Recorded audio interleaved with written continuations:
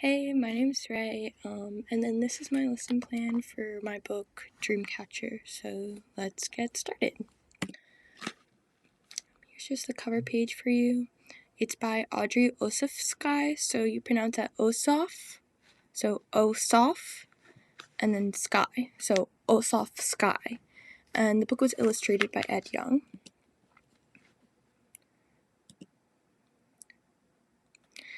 In the moon of the raspberries, in a time long ago, a baby sleeps dreaming on a cradle board, wrapped in doe skin, soft and snug, a baby sleeps smiling. Lullaby, lullaby, sigh the tall pines as mother picks berries with baby on her back. Sleep, baby, sleep, whispers spirit of the woods as big sister weaves a dream net on a little willow hoop. Have you ever seen a dream catcher before? A dream net for baby, like a small spider web spun of needle stalk twine, stained dark red with the bark of wild plum. In the land of the Ojibwe, so how you pronounce that is Ojibwe, so Ojibwe. In a village by the woods, children play the blindfold game, calling, "Try to catch me." Have you ever played hide and seek, or have you ever played with your friends in a field? Baby wakes and wonders, propped under a basswood tree, near mother hoeing the garden, big sister drying berries in the sun. Little boys prance by on deer sticks, kicking up their legs to make baby laugh.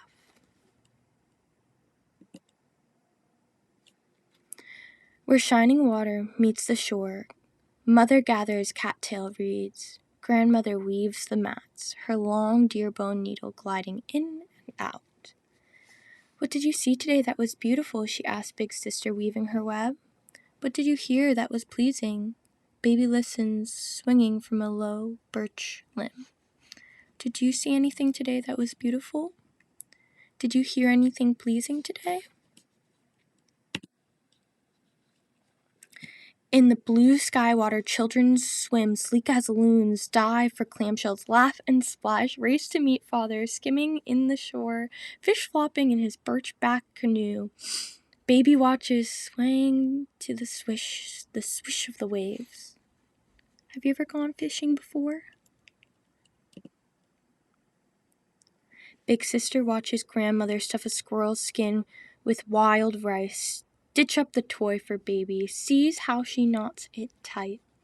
Then sister tries a knot in baby's dream net webbing.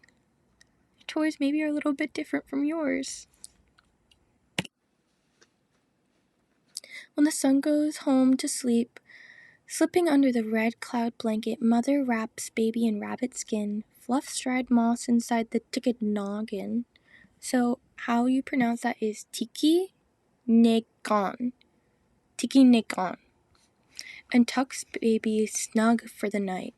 "Good dreams," wishes big sister, and hangs the net on the cradleboard hoop, a charm to catch bad dreams.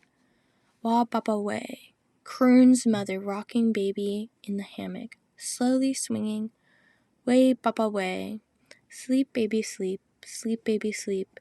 Your dream net will protect you. Sleep baby sleep, sleep baby sleep, and dream."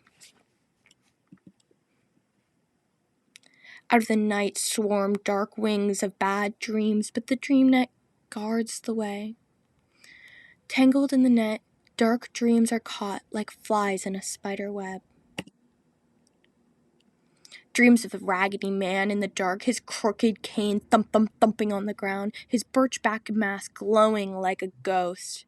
Dreams of the bear paw poking in the doorway, the ghost like sneaking in the wigwam, bony long leg moccasins stuffed with straw. Look at his scary long leg and his moccasins stuck with straw.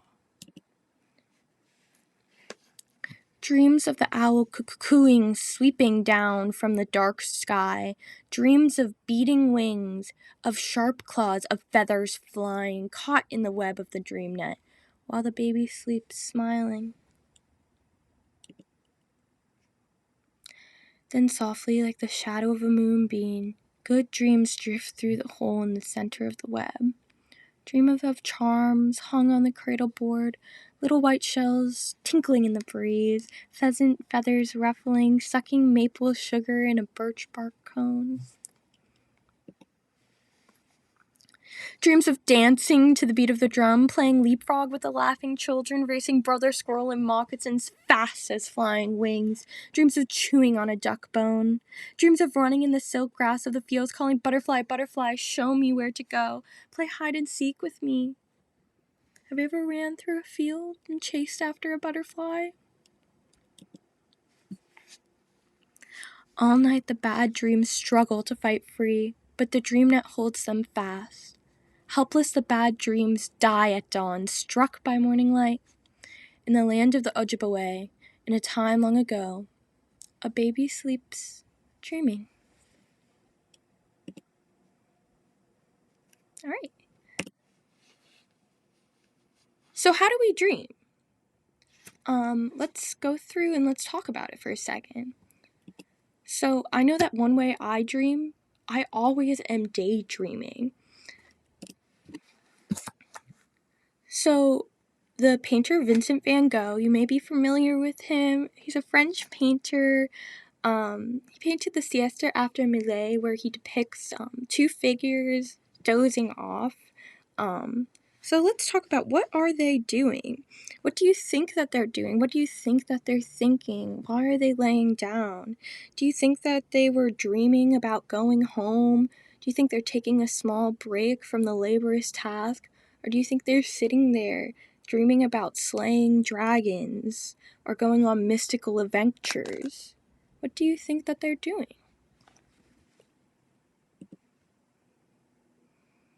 Do you ever dream about going somewhere? Do you ever miss someplace? Do you ever think about a memory you had with your family, a vacation, or maybe just a good day that you had with your friends or family? So, art can allow you to imagine space. The painter Dylan Vandenhoek, so how you pronounce that is Vandenhoek. The painting depicted here is labeled Walking, and it was done in 2021. So it's a very contemporary painter working in New York City, but you can see how they depict space. What do you imagine that they were thinking about when they were painting this? Do you imagine that they were thinking about going on a walk? Does this remind them of a memory of a walk that they had? Look at the leaves, look at the light. What time of day do you think it is? What season do you think it is? Dreaming can be something other than sleeping too, and that's something we should think about. Dreaming can be to imagine a space, a place, a memory, something that felt whole to you. To me, this painting reminds me of nostalgia, reminds me of transporting back to my childhood when things were nice and light and bright, and the sun was just crisp at that hour of day when I was walking outside. So, where's the most obvious thing that we do, and it's we dream when we sleep. So I'm going to talk about something a little bit unconventional that may not be the most useful for sleeping, but I think it's kind of interesting. So let's talk about ceramic pillows. They were very popular during the Ming Dynasty, but you can see them throughout ancient China as a whole. Although they seem to be very unpractical, they were used to prop one's head up as they were sleeping on the ground laying vertical. So they would put a pillow on top of it, and it was supposed to elevate your head as you were sleeping on the ground. To me, that would not work because I toss and turn my sleep, and that would just be a nuisance to me. But what do you think about that silly little creature sitting underneath the little rest? Do you think he was there to protect whoever was sleeping there? Or do you think that the sculptor just thought that he was a cute little guy and he just wanted to sculpt something fun? What do you think? So let's recap for a second and let's talk about, how do we dream again? So we dream through our imagination. We dream through dozing off in class and thinking about going home and maybe playing video games or going out and running or doing something fun, maybe going to practice or playing with your friends. We dream about space. We dream about going back to somewhere. We dream about going back on vacation. We dream about memories. We dream about things just as we're sitting and thinking. And we also just dream when we sleep. We dream about fantastical things. We dream about our hopes and our dreams. And we have scary dreams and we have good dreams. But they're all dreams. So, my activity for all of you is to make something you dream about or you dream with.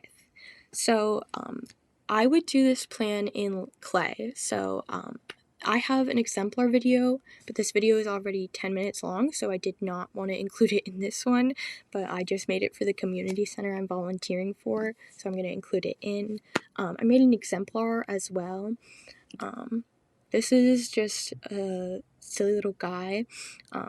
I made one of my stuffed animals, but yeah, you can do this project easily in oil-based clay as well.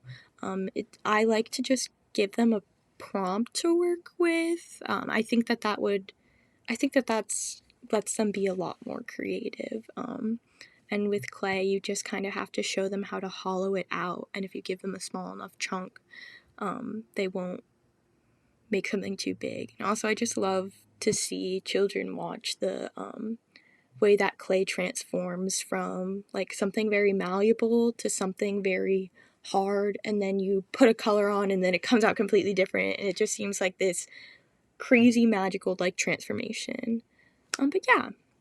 Alright, thank you, and I hope you enjoyed it.